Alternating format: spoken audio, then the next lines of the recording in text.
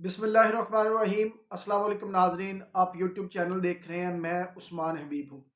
पाकिस्तान में आटा, चीनी, दालें, खुर्दनी तेल, कुकिंग ऑयल, गोश्त, मुर्गी के अंडे, बीफ, दूध और इन सब की किल्लत के बाद अब पेशे खिदमत है बिजली की किल्लत, बिजली का बहरान। कभी पाकिस्तान में पिछले 9-10 माह में कभी खादों का बुरी तरह बहरान आ जाता है, कभी अनाज का बुरी तरह बहरान आ जाता है, कभी दालों का बुरी तरह बहरान आ जाता है, कभी चीनी का बुरी तरह बहरान आ जाता है, कभी प्याज, अदरक, लहसुन और टमाटर का बुरी तरह बहरान आ जाता है। और अब की बार पाकिस्तान में बिजली का बदतरीन बहरान आ चुका है।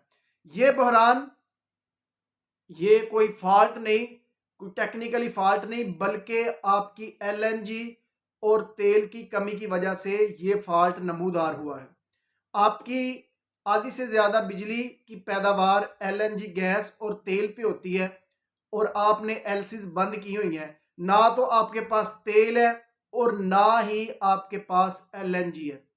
जो पावर डिवीजन है उन्होंने आप लोगों को पहले ही लिख के भी दे दिया था कि आने वाले वक्तों में हमारे पास पेट्रोल डीजल की शॉर्टेज हो जाएगी, आने वाले वक्तों में हमारे पास एलएनजी की शॉर्टेज हो जाएगी, आप कोई ना कोई बंदोबस्त करें। लेकिन आप लोगों ने क्या किया, आप लोग अपनी अंदरूनी लड़ाइयों में लगे रहे, आप लोग एनआरओ 2 लेने में बिजी रहे, आप लोग अपने केसेस माफ करवाने में बिजी रहे, आप लोग नए बंदों को लॉन्च करने में बिजी रहे, आप लोग पकड़ दकड़ मार दाड़ और लोगों को कत्ल करवाने में बिजी रहे।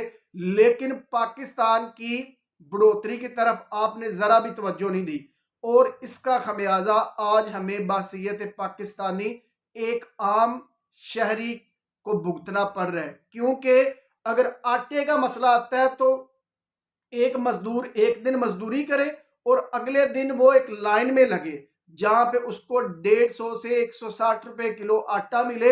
एक वो सुबह से जाए एक लाइन में लगे और फिर 4-5 घंटे बाद या उससे भी लेट उसकी बारी और उसे एक 10 किलो आटे का थैला मिले और फिर वो घर लेके जाए और उस दिन उसकी दिहाड़ी भी जाया हो जाए। फिर अगले दिन वो एक दिन दिहाड़ी लगाए और एक दिन वो आटा खरीदे। इस कदर आपने पाकिस्तानी अवाम का जीना मुहाल कर दिया है कि इसकी मिसाल पाकिस्तान की तारीख में पहले कभी नहीं मिलती। अब कल का व्लॉग मैं रिकॉर्ड नहीं करवा सका, क्यों? क्योंकि हमारे यहाँ पे बिजली नहीं थी। सिर्फ बड़े शहरों में इन्होंने बिजली दी है, तो 2-4 घंटे बिजली आई है और उसके बाद बिजली फिर गई। और यहाँ पे भी हमारे यहाँ भी यही मसला आ रहा है कि बिजली 24 घंटे के बाद आई है और वो भी 1-2 घंटे और उसके बाद फिर लोड शेडिंग। आपके पास कोई स्ट्रेटजी नहीं है, आपके पास कोई आला इकदाम नहीं है। आपके जो हैंडलर्स हैं वो आपको ले आए, वो अपनी करप्शन बचाने के लिए, अपने मजे करने के लिए, अपनी एक्सटेंशन लेने के लिए वो आपको ले आए।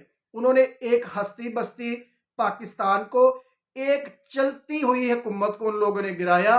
एक मुल्क जो तरक्की पे था उसमें उन्होंने रजीम चेंज ऑपरेशन किया और उसके बाद आज पाकिस्तान का हाल आपके सामने है। अभी तो ये सर्दी है और सर्दी में पाकिस्तान के तमाम इलाकों में इस शटडाउन के पहले 3 से 4 घंटे एक दिन में बिजली जाती थी और आगे अब जब गर्मी की शिद्दत होगी तो फिर पता नहीं पाकिस्तानियों का किस तरह से ये खून निचोड़ेंगे, क्योंकि इनके पास कोई इकदाम तो है नहीं, एलसी ये खोल नहीं रहे।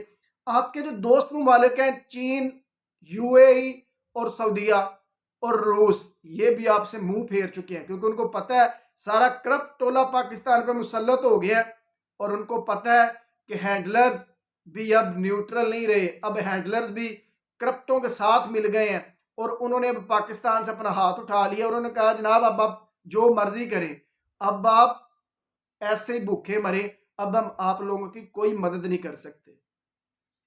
पाकिस्तान में अगर आप मिडिल क्लास तबके से ताल्लुक रखते हैं, अगर आप आम शहरी हैं, तो आपने बड़ी एहतियात से रहना है पाकिस्तान में, क्योंकि पाकिस्तान के जितने भी कवानीन हैं, पाकिस्तान के जितने भी कानून हैं वो आप लोगों पे लगते हैं। क्योंकि आप मिडिल क्लास फैमिली से ताल्लुक रखते हैं। जितने भी कानून हैं एक आम शहरी पे, एक मिडिल क्लास फैमिली के बंदे पे वो लागू होते हैं। क्यों? आपकी अप्रोच नहीं होती, आपके पास पैसा नहीं होता, आपके पास पावर नहीं होती, इसलिए पाकिस्तान के जितने भी कानून हैं वो तमाम के तमाम आप पे लागू होते हैं। वही रावणवार जिसने नकीबुल्ला महसूद को बुरी तरह कत्ल किया, आज वो बाहर आ गया है। वही बिलाल राणा जिसने 25 मई को पीटीआई के लोगों पे, आम पाकिस्तानियों पे बुरी तरह तशद्दुद किया, इवन दैट बच्चों, बुजुर्गों और औरतों पे भी उसने बुरी तरह तशद्दुद किया और उसको फिर दोबारा सीपीओ लाहौर लगा दिया गया है। आपकी जो इस्टेब्लिशमेंट है, ये जो अभी मोहसिन नकवी को लेके आई, ये निगरान वजीर आला, वो भी इनका एक मोर है। वीडियो वायरल हो रही है कि वो जा रहे हैं जनाब खाना काबा में हमारे नए चीफ के साथ। पता नहीं, मुझे तो ये नहीं पता चलता, अल्लाह माफ करे, कि ये लोग अल्लाह के घर में भी इस तरह के कारनामे करने से नहीं रुकते, इस तरह के कामों से बाज नहीं आते कि आप लोग वहां पे अल्लाह के घर की जियारत करने गए हो, आप लोग अपने गुनाहों की बख्शिश करवाने गए हो और वहां पे भी आप पॉलिटिक्स पॉलिटिक्स खेली जा रहे हो, खाना काबा के अंदर भी। तो ये जो इन्होंने लॉन्च कर दिया मोहसिन नकवी को, इसने आते ही जनाब वो बिलाल राणा को फिर से सीपीओ लगा दिया। एक और वीडियो वायरल होती है जी 2 दिन पहले, जो लाहौर में कुछ लड़कियां हैं वो नशे में दूते एक दूसरी लड़की को मारी जा रही हैं, 3-4 लड़कियां। और उसके कुछ घंटे बाद जब वीडियो बहुत ज्यादा वायरल हो जाती है, उन पर एफआईआर होती है और एफआईआर होने के बाद थोड़ी देर बाद ही उनको जमानत मिल जाती। क्यों?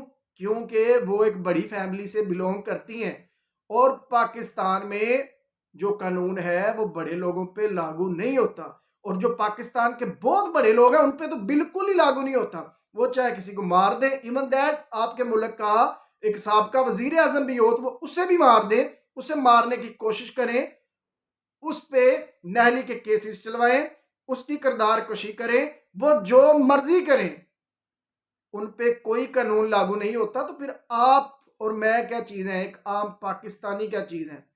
पाकिस्तान को अगर बेहतर बनाना है, पाकिस्तान को अगर तरक्की पे लेके आना है, अगर पाकिस्तानियों ने अपने आप का लोहा मनवाना है, तो पाकिस्तानियों को खुद अपने हक के लिए निकलना पड़ेगा। अब तक के लिए इतना ही। अल्लाह हाफिज।